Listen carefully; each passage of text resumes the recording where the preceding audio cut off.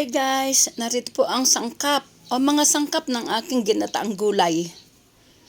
Kalabasa, sitaw, kangkong, ampalaya, at patola.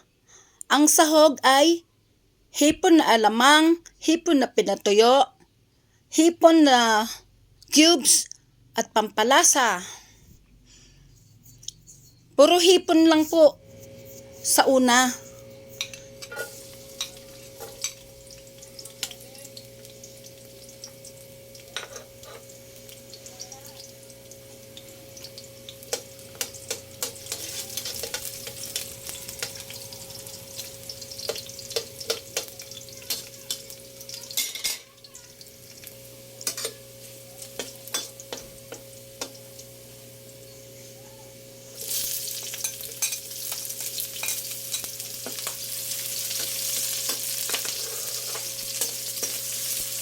Nakikita ko na lamang po ang sunod-sunod kong ginawa.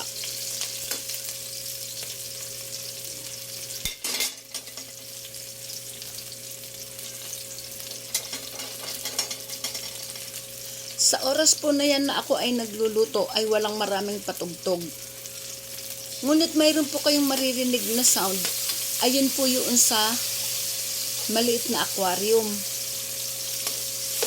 Doon po yung nagmumula.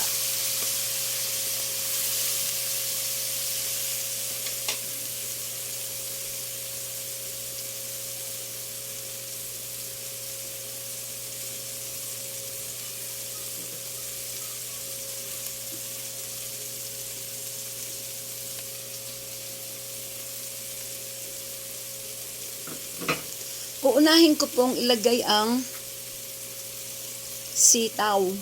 Bagamat pa nakikita ko na ang mga gulay.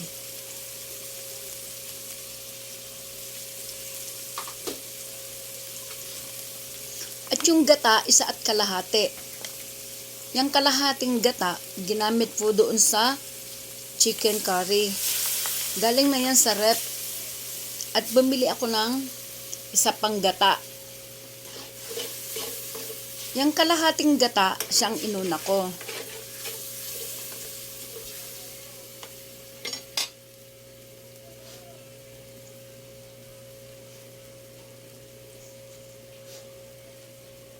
Ayan, lalagay ko na po ang sitaw.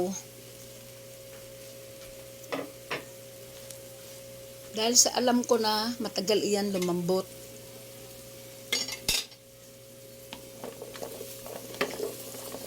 Kadalasan kasi sa mga ginagataan, kalabasa.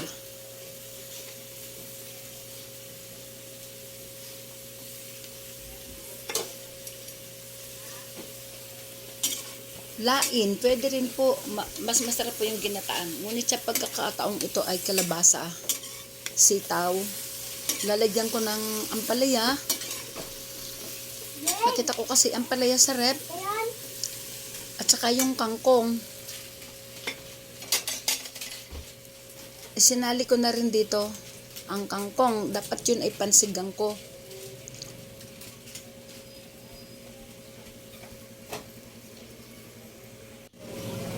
Kaya naging salo-salo ang aking gulay. Kaya ang title ko po ay Ginataang Gulay.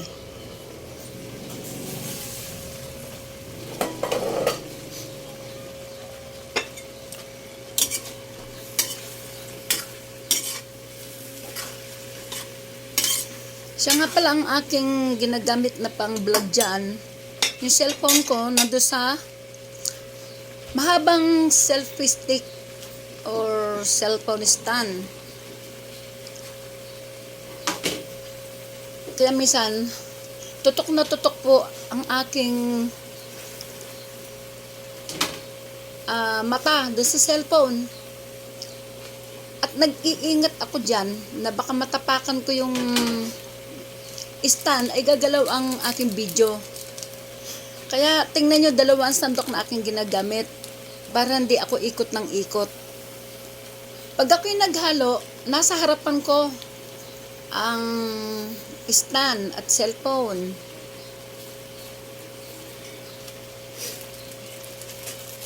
Kasi wala pong mapwestuhan ng cellphone ko dun sa dingding. Sagad na kasi ang dingding. Tapos yung ginagamit ko na maliit na pang selfie stick po, or yung ano pala, yung cellphone stand. Sobrang naiinitan po ang cellphone ko. Malapit na malapit kasi sa apoy. Ito malayo ang apoy. Ayan, nakikita nyo, binubuksan kong hipon. Andito na po yun aking cellphone, malapit sa aking ginagawa. Malayo sa apoy.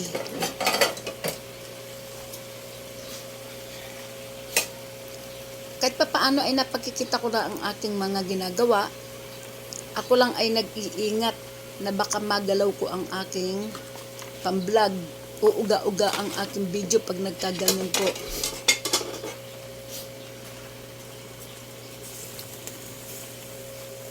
Ang tawag sa hipon na tuyo na yan, dito sa amin ay kuros. Sa totoo yung ginagataan ko na yan, ang sahog lang, puro hipon na kuros, hipon na yung alamang, hipon na yung cubes. Wala po ako ibang pananahog kundi yun lang at yung gagataan ko lang. Hindi ko naman akalain na makakaroon pa ng ibang panahog. Dumating kasi ang mister ko, alagyan ko ng patis, hindi ko nilagyan ng asin. Dumating kasi ang mister ko, ay tanong niya, ay ano ang ulam? Pinakita ko ito. Wala namang sahog na karne o hipon na sariwa. Hindi naman siya nagsasabi na lalabas siya. Tapos, dadating siya, ay madala siyang, yung una kong pinakita sa gawing unahan ng video, yung inihaw na hito.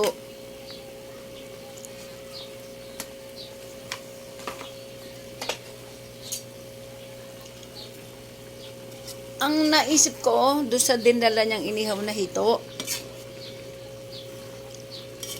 pwede kaya itong ipanahog ako dito sa ginataan ko. Nilagyan ko pa nga ng sibuyas dahil nga nasa rep lang din yan, alang kasama. O ayan, yung isang hito, nilagay ko, pwede kaya, hindi ko na siya hinimay-himay kasi luto na yung gulay. Ma-overcook na yung gulay. Halos iaahon ko na nung dumating ang inihaw na hito na ito na dala ng aking mister. Pumipis na, mamuno-muno yung kawali, halos mga lahati na. Overcook na po Kaso, nilagay ko yung inihaw na hito, nag-aapura kaya buo-buo na rin po. Yan. Kasi akala ko talaga wala kaming ibang ulam, yan lang gulay. Ay, maraming salamat po sa mga nanood hanggang sa dulo. Maraming salamat po na kahit hindi masarap ang aking nilulutong ulam kasi hindi po ako talaga mahilig magluto. Hindi po ako mahusay magluto. At minsan kasi walang iluluto na masarap na ulam. Lutong bahay lang po ang aking mga alam iluto. Yung mga kapatid ko po marurunong sila talaga magluto. Thank you very much po. Bye-bye.